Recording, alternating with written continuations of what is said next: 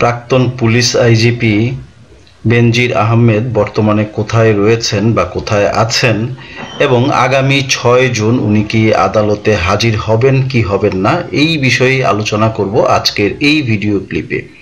দর্শক বন্ধুরা, আশা করি আপনারা সকলেই ভালো আছেন। যারা এখনো আমার অ্যাস্ট্রোলজার দ্য রূপন চ্যানেলটিকে সাবস্ক্রাইব করেননি তাদের প্রতি অনুরোধ, যত দ্রুত সম্ভব লাইক, শেয়ার, কমেন্ট ও সাবস্ক্রাইব করে পাশের বেল আইকনটিতে প্রেস করুন, যেন এই চ্যানেল থেকে পরবর্তীতে যে কোনো ভিডিও আপলোড করার সাথে সাথে আপনারা তা পেয়ে যান এবং উপকৃত হতে পারেন।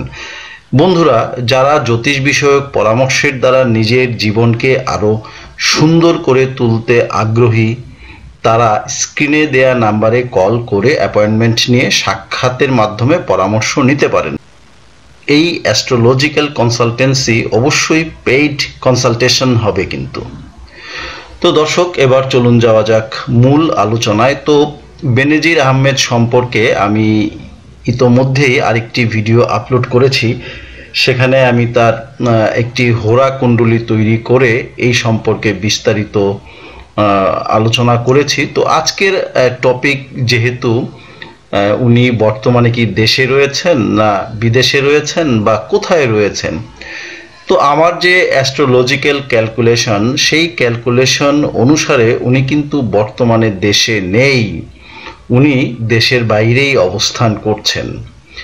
আর আরেকটি বিষয়, যে উনি কি ৬ তারিখে আদালতে হাজির হবেন কি হবেন না, এই বিষয়টা নিয়েও কিন্তু বিভিন্ন সোশ্যাল মিডিয়াতে, ইলেকট্রনিক্স মিডিয়াতে, টক শোতে আলোচনা হচ্ছে।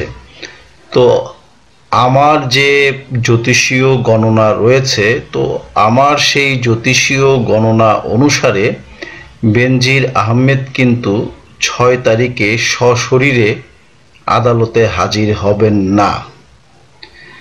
তো বন্ধুরা, এই দুটো ইনফরমেশনই দেওয়ার ছিল অ্যাস্ট্রোলজিক্যাল গণনা অনুসারে এই ভিডিও ক্লিপে। তো আপনারা সকলেই ভালো থাকবেন, সুস্থ থাকবেন।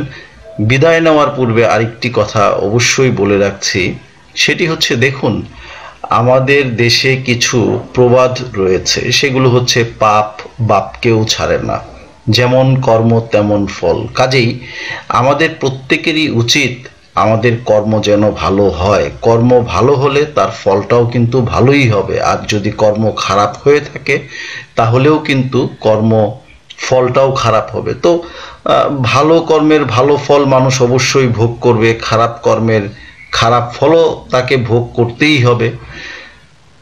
আপনাদের সকলের সুস্থ সুন্দর জীবন কামনা করে এখানেই বিদায় নিচ্ছি। ভালো থাকুন দর্শকবৃন্দ।